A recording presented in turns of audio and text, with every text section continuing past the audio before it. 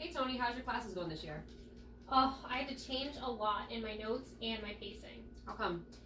Anna, some of these students are just really struggling. They seem to be at different levels on each skill that I teach. Some students are frustrated because they're struggling.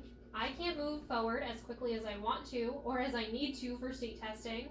Something that I should be able to teach in 2 or 3 days is sometimes taking a week or more. It's so frustrating. Oh man, that's a struggle. The timeline for state testing is something a lot of teachers struggle with. Have you ever tried RTI? That might help. No? What's that? RTI is called Response to Intervention. It's a proactive approach schools use to help students, including struggling learners. It sounds like you may have some of those students in your class.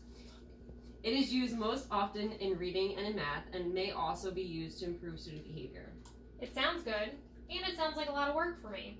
I already feel like I do a lot in class already, and I don't want to do anymore.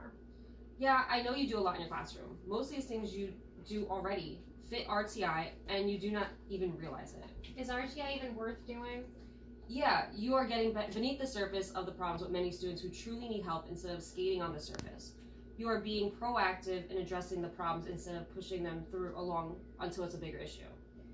Where would I even begin to do something like this? Well, at the beginning of the school year is best. We already look at the state test scores, and now you can use those scores to determine which students are struggling students. Okay, and then what? You would provide interventions over a span of time, like a week or so, for a specific skill and monitor their progress. What are interventions? It's things you and I already do, like the guided notes, guided practice, group work, modified worksheets, partners, activities, and more. You can put the students in groups based on strengths and weaknesses, select problems for those groups to do, or do by themselves. The struggling learners are provided with the interventions at increasing levels of intensity.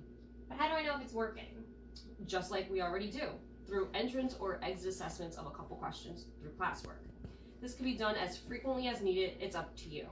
You create the span of time for each intervention and monitor their progress, then link them with Erin from the Child Study team if needed. Okay, so since it sounds like I'm already doing all of this, I should probably try it. But would you help me? Of course, I think all teachers need to be more aware of the importance of using proactive tools like RTI.